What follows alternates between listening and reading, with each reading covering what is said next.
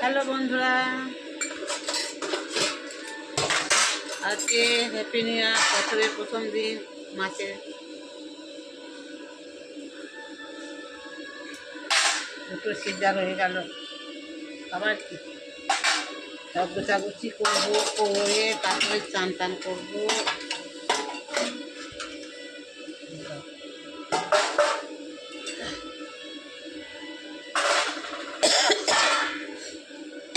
সবাই ভালো থাকবেন, সুস্থ থাকবেন।